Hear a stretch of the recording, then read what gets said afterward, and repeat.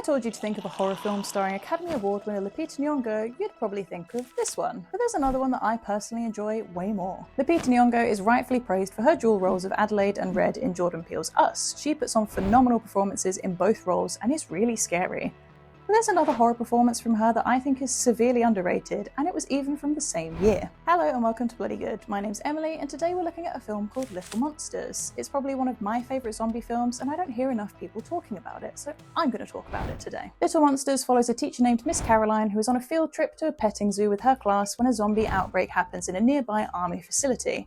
She's accompanied by Dave, the uncle of one of the children in her class, as well as a children's entertainer who happens to be an alcoholic sex addict. Now, this premise may sound a bit ridiculous, but the film has so much going for it. This obviously isn't a serious or gritty zombie movie, so don't go into this expecting any really bleak and depressing moments like the 28 franchise or any of Romero's classic zombie films.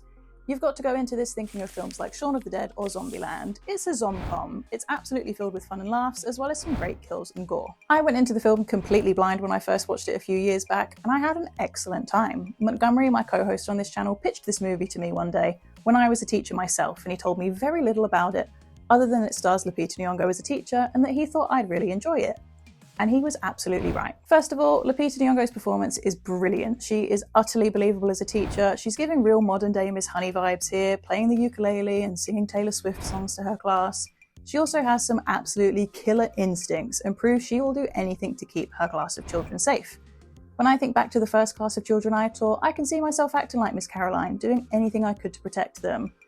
And when I think of the last class I taught before leaving teaching, let's not go there. In Miss Caroline's class, we have a young boy named Felix, who is played by Diesel Lataraka, and he is absolutely adorable. Oftentimes, children in horror can be really annoying, but Felix is not one of those characters. Pretty much all the children in this film are lovely, apart from one child in the class who's the bully and who is supposed to be irritating. And as an ex-teacher, he definitely got my back up and reminded me of some children I've taught in the past. Alexander England plays Dave, who is Felix's uncle. This character is such a dirtbag, and England plays it so well. He's a complete loser and is only going on this field trip to try and get with Miss Caroline. He doesn't care about his nephew. He's quite annoying in the first half of the film, which is purposeful and not down to the actor. He's an absolute man baby and completely irresponsible. He's also completely inappropriate, but it's kind of funny to see how he acts with the bully in his nephew's class. He gets more enjoyable as the film goes on, as he becomes a bit maturer given the circumstances they all find themselves in. Josh Gad plays Teddy McGiggle, our children's entertainer who definitely has some issues. This is a really fun performance from Gad, who always shines in comedic roles like this. If you're not a Josh Gad fan, which does seem like a fair lot of people these days, this film might be a bit hard to get through, but I personally think he's great here. The energy he brings to the role of someone who has this super fun and bright personality for the kids but deep down can't stand them is extremely well done. I'm sure this performance will annoy some folks out there, but I think it's really funny. The zombie designs in this are also really great. The exposed gums on a lot of them are really gross, and the zombie children are really great too. There's lots of variation within the zombies, they're not all dressed the same, and they maintain some of their traits from when they were alive, which is a really great concept I'll talk about later. The way Miss Caroline tries to preserve the children's innocence is really lovely. When she notices the first zombies, she's really trying to keep it together, and then she pins the first one to a tree with a pitchfork, promptly covering its head with a scarecrow's hat and beard to hide it from the children. And the way she turns these events into lessons on the fly by asking the children questions like, who knows what unpredictable means? As much as you plan lessons in advance, something almost always goes wrong and you have to make stuff up on the spot. So as a teacher, I loved seeing little moments like this that made Miss Caroline feel like a real teacher. Up until this outbreak point, Dave has basically been an extra child in the class because of how immature he's been acting. He all but throws a temper tantrum when Miss Caroline reveals she's actually engaged, and thus his conquest to get with her is pointless. But Dave does step up once shit hits the fan. There's a sweet moment when they're running to the gift shop for safety, and Dave picks up the little boy in the class who has spina bifida and uses a walker. It's the first time we see Dave make a mature decision, and from here on out he generally makes the right choice.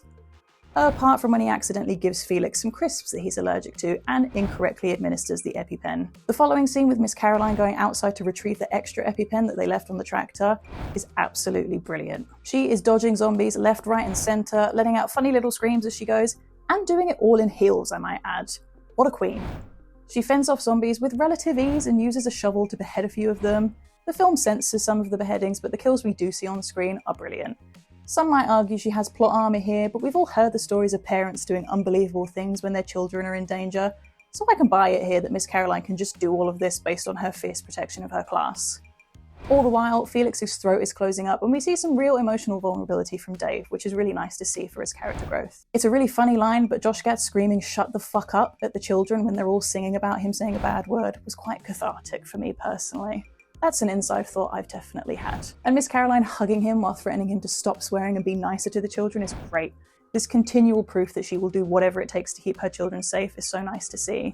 She takes such a cold tone with him, and it's completely opposite to the bubbly and warm tone she speaks with when talking to literally anybody else. When Miss Caroline is covered in blood and the kids look shocked, she tries her best to preserve that innocence again by telling them she was in a jam fight, but not to eat the jam. There's also just a funny shot of Lupita covered in blood, jumping around and cheering, and it's lit really beautifully.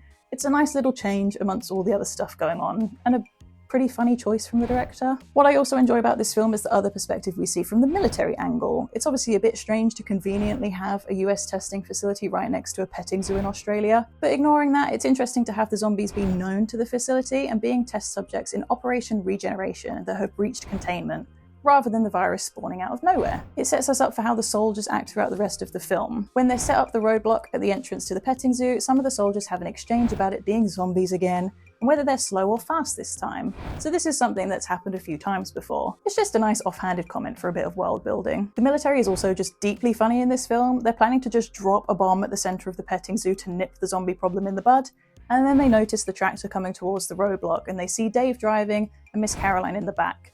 The captain says she has a little guitar, and a soldier responds, "Sir, that's a ukulele, sir," before they begin to hear the children singing, prompting this captain to say, "I can't shoot kids." Again. We get no more context than that, and I kind of love the film for leaving it like that. I know I spoke about Josh Gad already, but his escape attempt is hilarious. He just starts wailing on these zombie children, and it's really funny. He gets so wrapped up in it all, he ends up biting one's nose off before realizing that that was a terrible idea and immediately vomiting. There's also a really interesting take with the zombies in this film. They're largely a looming threat, trapping our main characters in the gift shop for much of the film. But when we venture out of the building, there's a level of intelligence to these zombies, and not in a traditional sense, but almost like the personality remains somewhere deep down. Teddy's puppet frog friend, Mr. Frogsy, could be seen earlier from the top of his van, and when Teddy gets in his van and locks Dave out, Mr. Frogsy appears from the back and kills Teddy. And I need to be really clear here, this is not the puppeteer coming out and killing Teddy, it's just the puppeted arm that's coming out to do this. And then when Dave climbs onto the roof of the car, the rooftop hatch starts to open, and it's the puppeted arm that peeks out, not the whole person.